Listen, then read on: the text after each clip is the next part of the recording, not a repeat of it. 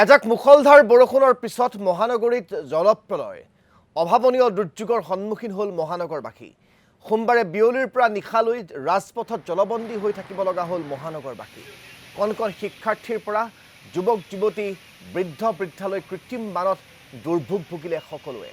এক প্ৰকাৰ হাহাকাৰ অৱস্থাৰ সৃষ্টি হ'ল জনতাৰ মাজত। মহানগৰীৰ প্ৰায় প্ৰতিটো ৰাজপথেই ডুবিল কৃত্ৰিম বানত। চানমাৰী, জু ৰোড, হাতীগাঁও, ৰুক্মিণীগাঁৱৰ বিভিন্ন অঞ্চলত জলপ্ৰলয়ৰ সূচনা হ'ল। ৰাজপথত একাঠুৰো অধিক পানীৰ সৃষ্টি হ'ল, যাৰ ফলত তীব্ৰ যান-জঁটত পৰিল গুৱাহাটী মহানগৰবাসী। যাতনা ভুগিবলগীয়া হ'ল পথচাৰীয়ে। কৃত্ৰিম বানত বুৰ গ'ল মালিগাঁৱৰ বিভিন্ন অঞ্চল। মুখলধাৰ বৰষুণৰ ফলত প্লাবিত হৈ পৰিল মালিগাঁও, পাণ্ডু, কামাখ্যা গেটৰ লগতে অন্যান্য অঞ্চলসমূহ। পথৰ ওপৰতে আবদ্ধ হৈ পৰিল বহু যান-বাহন তথা পথচাৰী। যোৰাবাটত ৰাষ্ট্ৰীয় ঘাইপথৰ ওপৰত ৩ ফুট পৰ্যন্ত পানীৰ সৃষ্টি হোৱা দেখিবলৈ পোৱা গ'ল। একেদৰে পথৰ ওপৰতে ডুব গ'ল বিলাসী বাহনসমূহো। ব্যাহত হৈ পৰিল উজনি নামনি অভিমুখী বাহনৰ চলাচল। যাতায়াত বন্ধ হৈ পৰিল শ্বিলং সংযোগী ৰাষ্ট্ৰীয় ঘাইপথৰো। পথচাৰীসকলৰ মাজত উদ্ভৱ হ'ল হাহাকাৰ পৰিস্থিতিৰ। ৯ মাইলতো হাহাকাৰ পৰিৱেশৰ সৃষ্টি হ'ল। ৰাজপথতে ইঞ্জিনত পানী সোমোৱাৰ ফলত বিকল হৈ পৰিল বহু বাহন। আজিও মহানগৰীত সেই প্ৰলয় অব্যাহত আছে। ঠায়ে ঠায়ে নাও লৈ উদ্ধাৰ অভিযান চলাব লগা হৈছে SDRF-এ। কালি নিশাৰ ভাগৰ পৰা SDRF-ৰ বিশেষ নাও নমাই দিয়া হৈছে মহানগৰীৰ ৰাজপথত, আৰু সেই নাওসমূহে এতিয়া উদ্ধাৰ অভিযান চলাইছে প্লাবিত এলেকাসমূহত।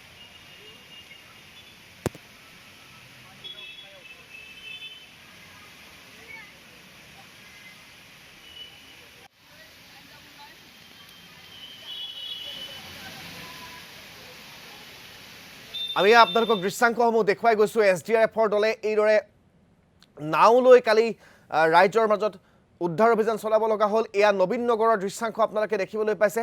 নবীন নগৰত এতিয়া আজি পুৱাৰ ভাগতো এইদৰে SDRF-এ নাও লৈ তাত ৰাইজৰ খা খবৰ লৈছে, ৰাইজক ইঠাইৰ পৰা সিঠাইলৈ অনা নিয়া কৰিছে। আজি শিক্ষানুষ্ঠানসমূহ বন্ধ দিছে ঠিকেই, কিন্তু এতিয়াও দেখিবলৈ পোৱা গৈছে অন্যান্য যিসমূহ ব্যক্তিগত আৰু চৰকাৰী কাৰ্যালয় সেইসমূহ বন্ধ ঘোষণা নকৰিলে, যাৰ ফলত এতিয়া এই পানীৰ মাজতো SDRF-ৰ নাৱত উঠি কাৰ্যালয়লৈ যাব লগা হৈছে ৰাইজ। আৰু মুঠৰ ওপৰত হাহাকাৰ অৱস্থা এতিয়া মহানগৰীৰ কেইবাটাও প্ৰান্তত। অনিল নগৰ, নবীন নগৰ, হাতীগাঁও, ৰুক্মিণীগাঁও আদি এলেকা এতিয়াও প্লাবিত হৈ আছে। তাত এতিয়াও এককাল পৰ্যন্ত পানী। গতিকে কেনেকুৱা পৰিস্থিতিৰ মাজত তেওঁলোক আছে সেয়া আপোনালোকে দৃশ্য দেখিলে অনুমান কৰিব পাৰিব। এক প্ৰকাৰ জলবন্দী হৈ পৰিছে তেওঁলোক। SDRF-এ এয়া ইখনৰ পিছত সিখন নাও মেলি দিছে সেই প্ৰলয়ত, আৰু দেখিবলৈ পোৱা গৈছে সেই নাৱতে এতিয়া যাত্ৰীসকলক লৈ তেওঁলোকক অন্যান্য স্থানলৈ অনা নিয়া কৰিছে SDRF-ৰ লোকে। মুঠৰ ওপৰত হাহাকাৰ অৱস্থাৰ সৃষ্টি হৈছে এতিয়া মহানগৰীৰ চৌদিশে। আমাৰ দুগৰাকী সাংবাদিক দুটা স্থানৰ পৰা সংযুক্ত হৈছে, চিন্তুমণি শইকীয়া আৰু পুলক মহন্ত। আমি দুয়োগৰাকীৰ জৰিয়তে আপোনালোকক শেহতীয়া দৃশ্যাংশসমূহ দেখুওৱাৰ চেষ্টা কৰিম। প্ৰথমে পুলকৰ কাষলৈ গৈছোঁ। পুলক, আপুনি হয়তো এখন নাৱত বহি আছে। অত্যন্ত এটা ভয়ংকৰ পৰিৱেশ আপোনাৰ পিছফালে চৌদিশে পানীয়ে দেখিবলৈ পোৱা গৈছে, এতিয়াও প্লাবিত হৈ আছে। আপুনি কোনটো এলেকাত উপস্থিত আছে আৰু তাৰ ৰাইজৰ বাবে এতিয়া মহানগৰ প্ৰশাসনে কেনেকুৱা ধৰণৰ ব্যৱস্থা গ্ৰহণ কৰিছে? চাওক ৰাজদীপ, নিশ্চয়কৈ ক'ব লাগিব আমি এতিয়া অমৃতকালত আছোঁ, আৰু অমৃতকালৰ যি অমৃত সৰোবৰ সেই অমৃত সৰোবৰত আমি এক প্ৰকাৰ আছোঁ বুলি ক'ব লাগিব। যিহেতুকে আপুনি স্থানটোৰ নাম সুধিছে, আমি বৰ্তমান ৰাজগড় যিটো লিংক ৰোড সেই লিংক ৰোডত আছোঁ। ডাবল ইঞ্জিন চৰকাৰৰ যি বিকাশ উন্নয়নৰ যি গংগা বৈছে সেই গংগাৰ মাজত আচলতে এনেকৈ আমি SDRF-ৰ নাৱত এই মুহূৰ্তত আমি ভ্ৰমণ কৰিবলৈ সুবিধা পাইছোঁ। এই সুবিধাকৰণৰ বাবে মুখ্যমন্ত্ৰীক ধন্যবাদ জনাইছোঁ, যিগৰাকী নগৰ উন্নয়ন মন্ত্ৰী অশোক সিংহাল, তেওঁক আমি ধন্যবাদ জনাইছোঁ। কাৰণ হেলিকপ্টাৰে তেওঁ বানপানী চাইছিলে গুৱাহাটীত, যাতে বানপানী নহয় তাৰ বাবে তেওঁ হেলিকপ্টাৰ সফৰ কৰিছিলে, আৰু তেওঁৰ সেই সফৰৰ পাছতেই আমি এনেকৈ ৰাজপথত আজি SDRF-ৰ যি বিশেষ নাও সেই নাৱত ফুৰিবলৈ আমি সুবিধাকণ পাইছোঁ। সেয়ে প্ৰথমে ধন্যবাদ জনাইছোঁ মুখ্যমন্ত্ৰীক, তাৰপিছতে ধন্যবাদ জনাইছোঁ আমি নগৰ উন্নয়ন মন্ত্ৰী অশোক সিংহালক।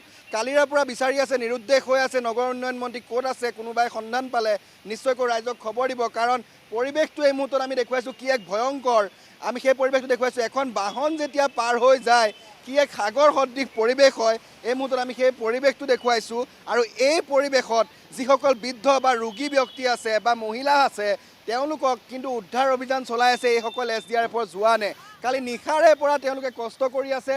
কালি নিশা কালি আবেলি সময়ত অহা যি সেই মুখলধাৰ বৰষুণ, যি বৰষুণৰ পাছত গুৱাহাটী মহানগৰীত যি এক বিভীষিকাময় পৰিৱেশৰ সৃষ্টি হ'ল, কোনেও কাহানিও নেদেখা যি এক নৰক যান্ত্ৰণা কালিৰ তাৰিখত সকলোৱে ভোগ কৰিব লগা হ'ল।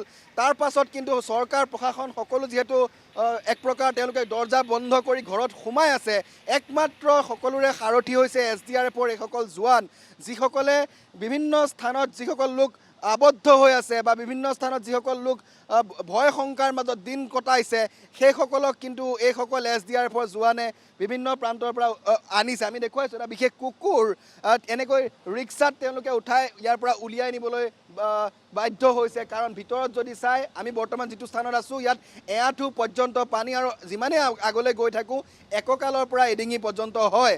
গতিকে এয়া হৈছে আজিৰ তাৰিখৰ পৰিৱেশ, য'ত নেকি মুখ্যমন্ত্ৰীগৰাকীয়ে বাৰম্বাৰ কৈছিলে, যেতিয়া মুখ্যমন্ত্ৰীগৰাকী গুৱাহাটীৰ নগৰ উন্নয়ন মন্ত্ৰী আছিলে, তেওঁ সেই সময়ত 7 দিন গুৱাহাটীত বানপানী থাকে বৰষুণ দিলে, কিন্তু আজি যিহেতু ডাবল ইঞ্জিন চৰকাৰ চলে, গতিকে মুখ্যমন্ত্ৰীগৰাকীক যেতিয়া আমি প্ৰশ্ন সোধোঁ তেওঁ কয় যে বৰষুণ দিয়াৰ পিছত মাত্ৰ 15 মিনিট বা আধা ঘণ্টাৰ পিছত পানী ওলাই যায়, সেইবুলি মুখ্যমন্ত্ৰীগৰাকীয়ে টুলুঙা মন্তব্য দিয়ে। কিন্তু আজিৰ তাৰিখত আমি দেখুৱাইছোঁ কালি সেই দুপৰীয়া 2 বা 3 বজাত অহা বৰষুণ, কিন্তু আজি এতিয়া আমি পুৱাৰ ভাগৰ পৰিৱেশ দেখুৱাইছোঁ, 8 বাজি গৈছে, এতিয়ালৈকে কিন্তু এআঁঠু এককাল পৰ্যন্ত পানী, যিসকলৰ চকু খোল খোৱা নাই প্ৰশাসন যন্ত্ৰৰ বা ৰজাঘৰীয়াৰ, আমি সেইসকলক দেখুৱাবলৈ যত্ন কৰিছোঁ। এই ছবিয়ে কেতিয়াও যিহেতু মিছে কথা নকয়, ভিডিঅ' জাৰ্নেলিষ্ট অৱনী ৰঞ্জন বেজবৰুৱা আছে, তেওঁ সেই পৰিৱেশটো দেখুৱাই গৈছে যে বৰষুণ দিয়াৰ প্ৰায় 12 ঘণ্টাৰ পাছতো কেনেধৰণৰ এক বিভীষিকাময় পৰিৱেশ স্মাৰ্ট চিটি গুৱাহাটী মহানগৰীত, আমি সেই পৰিৱেশ এই মুহূৰ্তত দেখুৱাবলৈ যত্ন কৰিছোঁ।